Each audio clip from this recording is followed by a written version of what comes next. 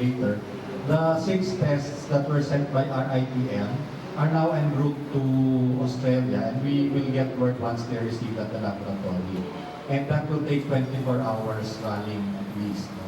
So we will expect to get results within maybe late tomorrow afternoon or early morning on Friday for the 6 tests. After those 6 tests, the RITM will no longer be sending tests for confirmation because the reagents and the primers that were ordered by RITM have arrived in the country, and they are now setting up the lab for this. Once the laboratory is set up, within 48 hours, they will be able to start running the tests for the 29 novel coronavirus in the Philippines. So yung mga subsequent natin na mga kailangan i-test will be done already at RITM. So we are now open for questions. I think si Tina was the first to listen.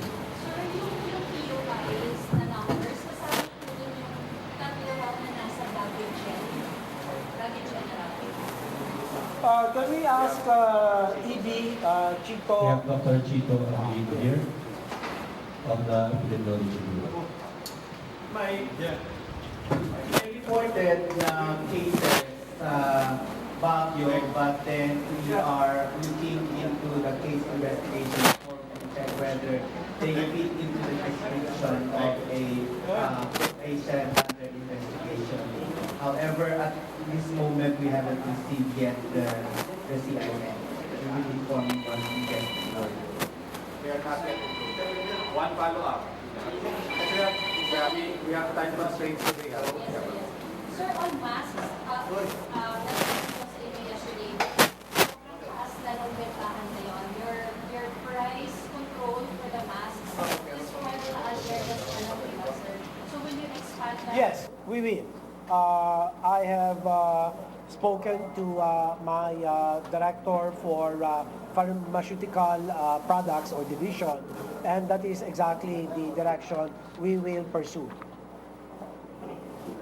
So, meron pong kumalat na text messages yan. Ito may namatay na suspect case sa San Lázaro.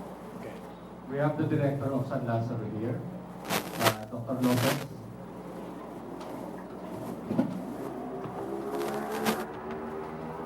Yes, early this morning at around 7 a.m., we have a person under investigation. who Ilapit mo, expired. hindi marinig. This morning, we have a person under investigation. Hindi pa confirmed for NCOV namatay. Yes. So, this was admitted last Monday. So, ano pong anong profile na nationality yan? He, male, 29 years old from Yunnan, China. Paano siya pag like, he will be tested pa rin for N2? Specimens have been taken and may test na nandira ng RITM then for detection of the N coronavirus pa. So we're waiting for that result. Ano pong cause of death? Ang cause of death is pneumonia. So once we get the results, we will be updating. Yes, Dr. Lopez. Yes, the patient was seen with varying symptoms upon admission. Meron siyang mga cervical lesions, mga kulani, meron siyang lung findings na rin, then meron siyang basically payat yung pasyente. Then meron siyang anal wart then tinest siya for HIV, then nag-initial screening test, positive siya for confirmation siya ngayon. Sa screening test, positive siya for HIV, so for confirmation siya. Twice testing already. So we're waiting for the confirmatory test Wait, result. yeah, at the back, wala, Rafi, and then Chris, and then Aiko.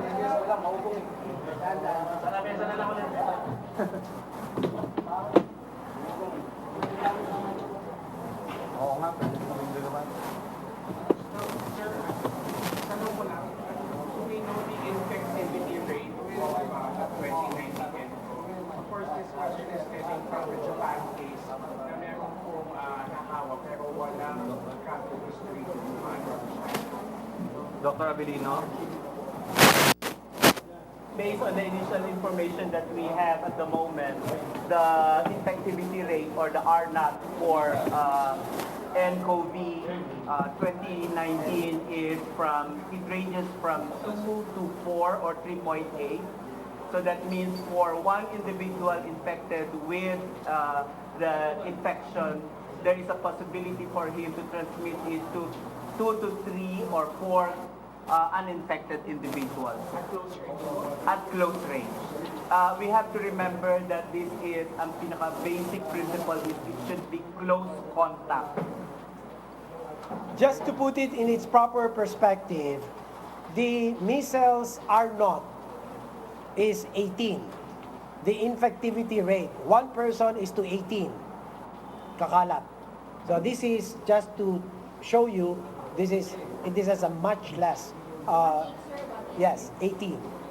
So can we compare to SARS and MERS, sir? Because it's the coronavirus, eh. So in that family, mababa po family rate niya compared to SARS. Siguro baka pareho lang. The R0 will be around that area, that number. But what we are trying to say is, Hindi atin yan. Ay.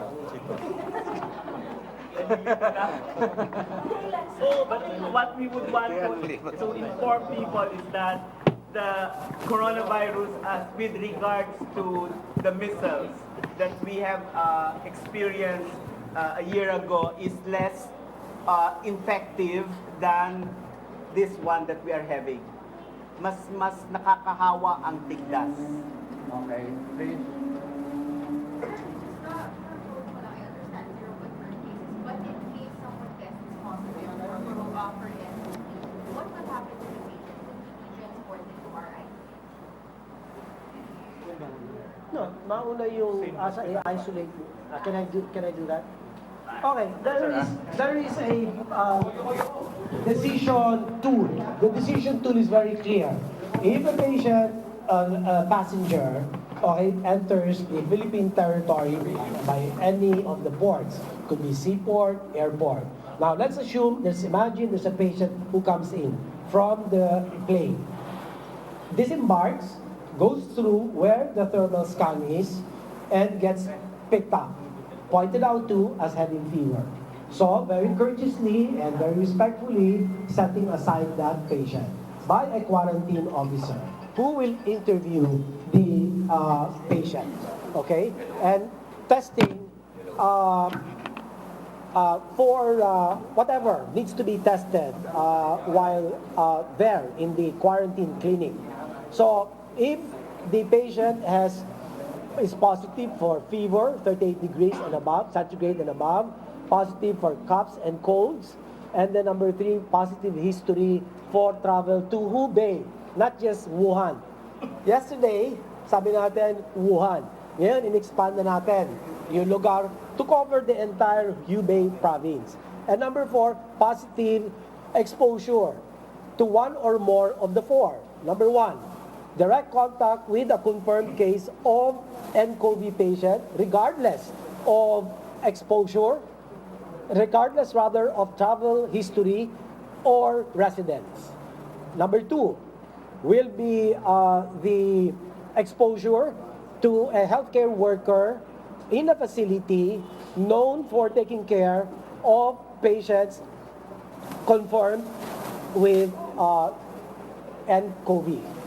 Number 3, that passenger, if there's a history of exposure to the animals in the live animal market or seafood market in Wuhan City, which is the epicenter of the coronavirus. That's also a question that is asked of the traveler.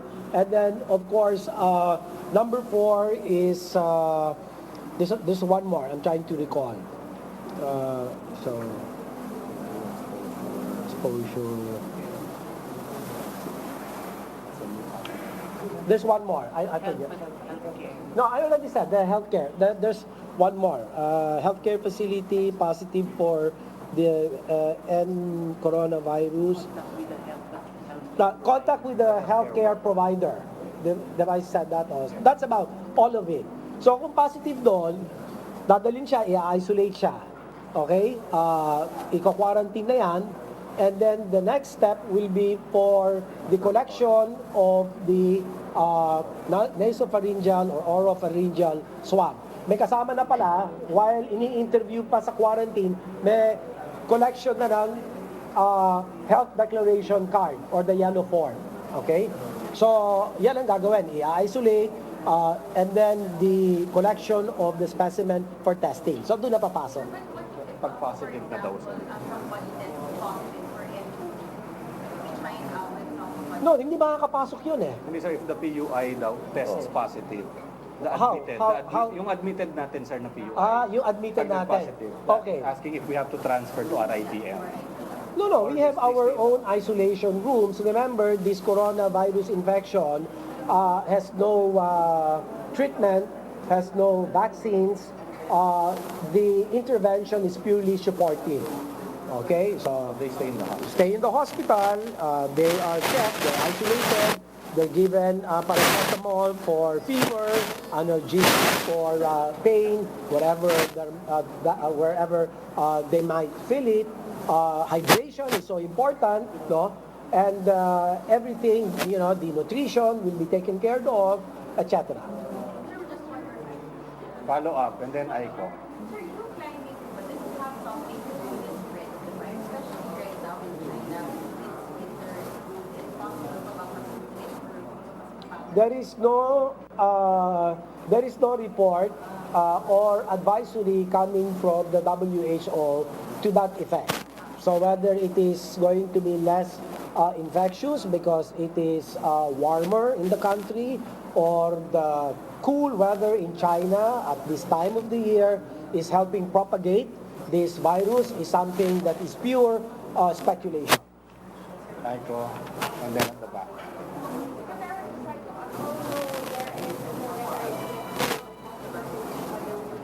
There's none.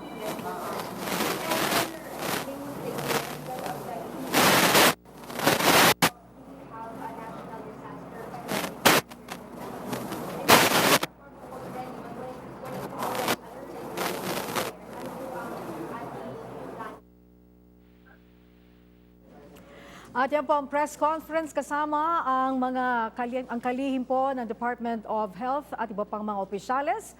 At kaugnay po niyan, humingi tayo ng update mula kay Mark Fetalco. Yes, Mark. Yes, Angelique, sa pinakahuling talanga ng Department of Health, umabot na sa 23 ang inobserbahan na hinihinalang may novel coronavirus o nCoV mula sa iba't ibang panig ng bansa. Una rito ay 4 na pasyente na ang nakalabas ng ospital. Pinakamaraming naitalang persons under investigation sa Metro Manila na may 17 cases. Ayon sa DOH, lahat ay positibong may history of travel sa Wuhan, China at karamihan ay pawang mga Chinese national. Sa kabila nito, muling binigyan diin ng DOH na hanggang ngayon ay wala pa rin naitatalang kaso ng nCoV sa Pilipinas. Kung ikukumpara sa Severe Acute Respiratory Syndrome, Angelique, o SARS, noong 2002 hanggang 2003, na umabot sa mahigit 8,000 ang kaso sa loob ng 8 buwan, mas mabilis na kumalat ang nCoV ngayon dahil sa loob lang ng 1 buwan, umabot na sa mahigit 6,000.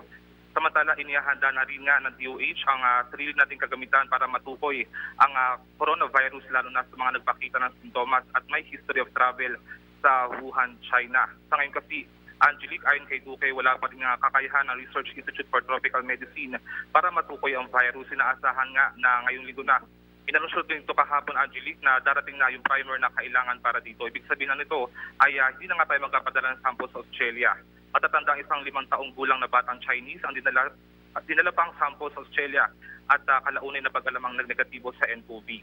Iginit din ng DOH ang kahalagahan ng self-honesty na kung makaranas ng sintomas ay maaaring pumunta na o magpakonsulto na sa doktor. Kanina nga pinaliwanag ni Secretary Duque na ang mga factors para sabing ang isang tao ay pasok sa kategorya. Gaya na lang ito na nga ay kabilang dito yung ubo, sipon, lagnat at hirap sa paghinga at kung may history of travel sa Wuhan, China o di kaya nga ay nagkaroon ng direct contact sa isang nCoV positive at binanggit din niya yung mga nagkaroon ng contact sa mga health worker na humawak ng kaso na may positive sa nCoV. Sa ngayon ay patuloy nga ang kanilang pakikipag-ugnayan sa iba't ibang ahensya para matiyak na hindi makakalusot ang sakit sa bansa. And ang latest mula dito sa Quezon City, Mark Fetalco para sa Bayan.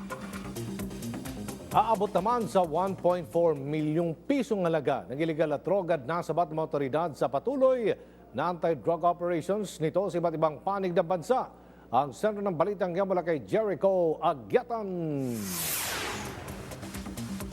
Sa patuloy na pinikting na kampanya kontra illegal na droga, umabot sa 87 ang naaresto ng PNP at PDEA sa anti-illegal drug operations ito sa iba't ibang panig ng Pilipinas sa nakalipas na 5 araw. 11 rito ay arestado sa Bulacan at Zamboanga del Sur, tig-7 sa Davao City at Pampanga, tig-6 sa Cebu at Negros Occidental, 5 sa Pangasinan at 4 sa Basilan, habang tig-3 naman sa Camarines Sur at Zamboanga del Norte, tig-2 sa Bataan,